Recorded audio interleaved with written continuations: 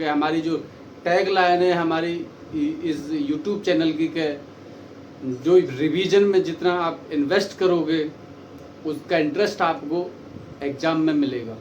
आप जितना रिवीजन में इन्वेस्ट करोगे उसका इंटरेस्ट आपको एग्ज़ाम में मिलेगा। यानी कि आप एक स्टेटमेंट और याद रखो कि जो जितना प्रशिक्षण में पसीना बहाता है उसका युद्ध में उतना ही कम खून बहता है। यानी कि आप जितना रिवीजन अच्छे से कर लोगे उतना ही एग्ज़ाम में अच्छे से आप परफॉर्मेंस कर पाओगे, उतना ही अच्छा परफॉर्मेंस दे पाओगे, उतना ही अच्छा कर पाओगे। और आज हम स्टार्ट करते हैं मौलिक अधिकारों का रिवीजन। मौलिक अधिकारों नहीं, मौलिक अधिकारों से संबंधित कुछ टॉपिक है उसका रिवीजन करेंगे। जैसे कि क्या संसद हमारे मौलिक अधिकारों में संशोधन कर सकती है, ये जो कॉन्ट्राडिक्शन है संसद और न्यायपालिका के बीच, इसके बारे में मैं बात करने वाला हूँ। तो आइए शुरू करते हैं इसको। सबसे पहले मैं शंकरी प्रसाद से लेकर मिनर्वा मिल्स तक की कहानी आपको बताने वाला हूँ। जो शंकरी प्रसाद का केस था और मिनर्वा मिल्स का केस, जिसमें कि सुप्रीम कोर्ट में और संसद के बीच उस समय इंदिरा गांधी की सरकार थी। तो संविधान संशोधन के द्वारा भारतीय संविधान के साथ क्या क्या खेला खेला गया था, तो आप लोग समझोगे। तो आइए चलते हैं, पहले उसका रिवीजन करते हैं।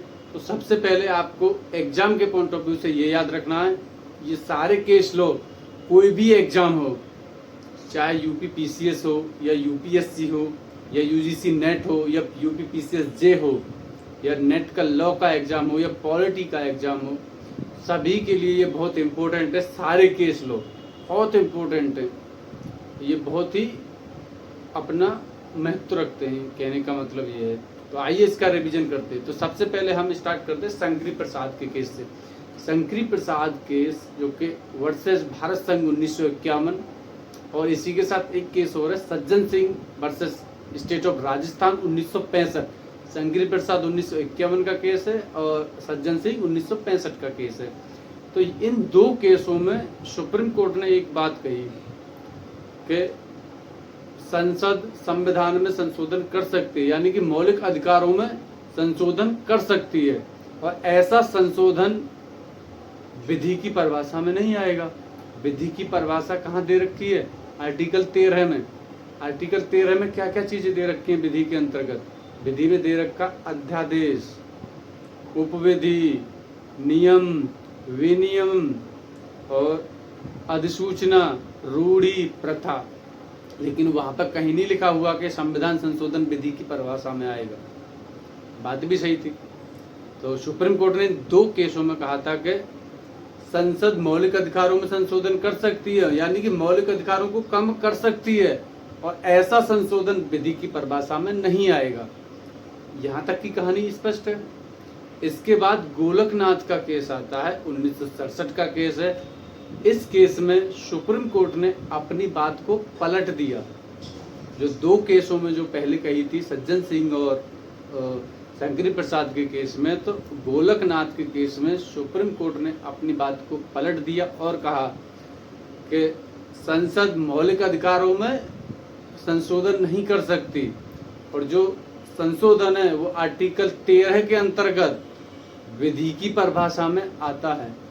आर्टिकल 13 के अंतर्गत विधि की परिभाषा में आता है। चलो ठीक है, मान लिया आता है। इसके बाद इंदिरा गांधी की सरकार थी। तो इंदिरा गांधी सरकार ने क्या किया, उस समय 24वां संविधान संशोधन 1971 में हुआ। तो उस संविधान संशोधन द्वारा आर्टिकल 13 का क्लॉज 4 जोड़ा गया, और जिसमें ये लिख दिया गया कि संविधान संशोधन विधि की परिभाषा में नहीं आता है।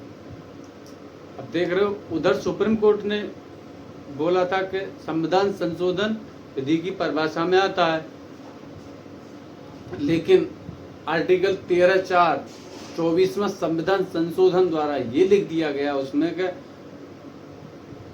जो संविधान संशोधन है वो विधि की परिभाषा में नहीं आता। अब इस संविधान संशोधन को चुनौती दी गई सुप्रीम कोर्ट में, केशवानंद भारती के केस में। 24वां संविधान संशोधन को किस केस में चुनौती दी गई? केशवानंद भारती के केस में।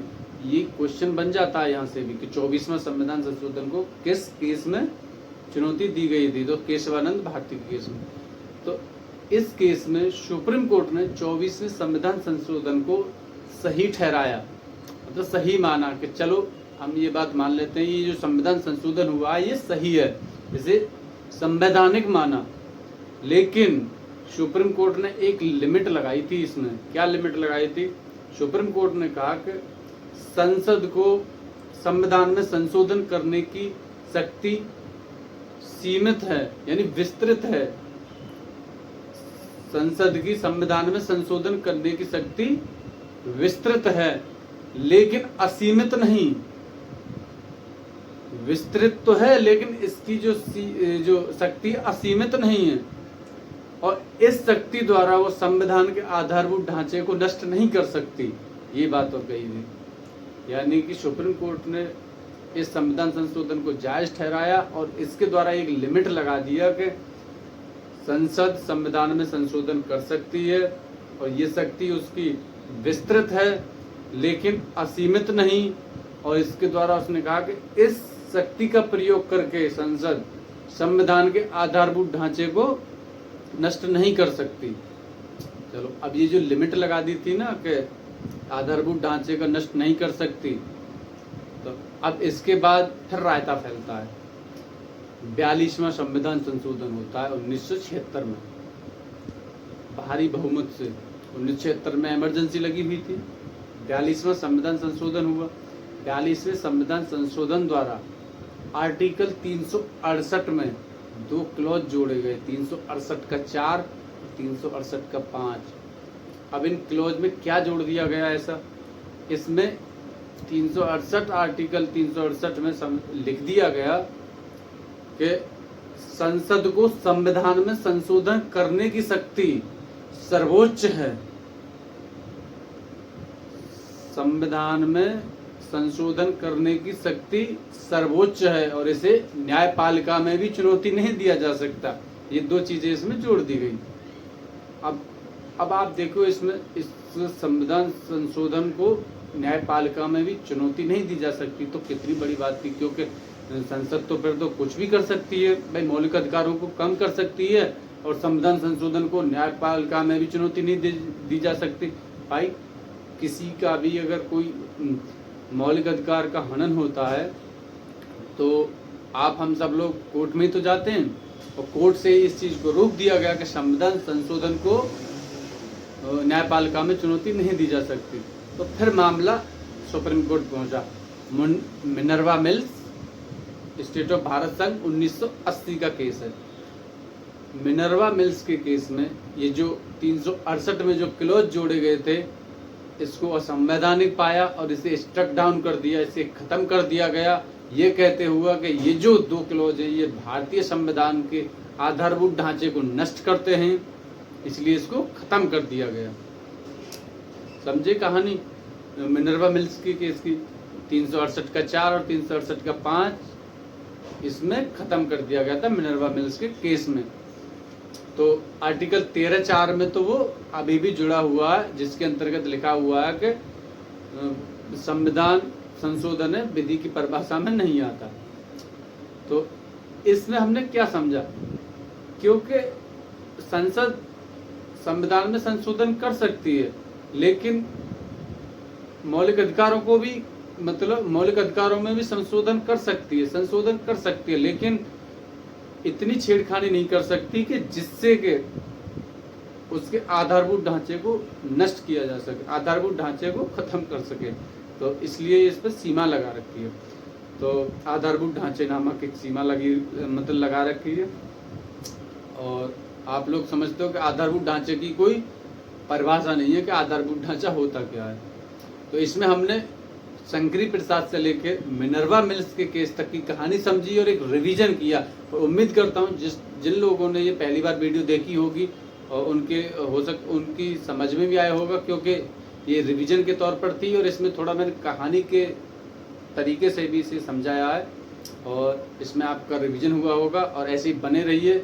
मैं हमेशा कहता हूँ कि जो जितना प्रशिक्षण में पसीना बहाता है, उसका युद्ध में उतना ही कम खून बहता है। तो यानी कि रिवीजन एक ऐसा इन्वेस्टमेंट है जिसका इंटरेस्ट आपको एग्ज़ाम में मिलता है। तो बने रहिए इस रिवीजन सीरीज में और कमेंट करके बताइए कि अगला किस टॉपिक पर रिवीजन किया जाए। Thank you.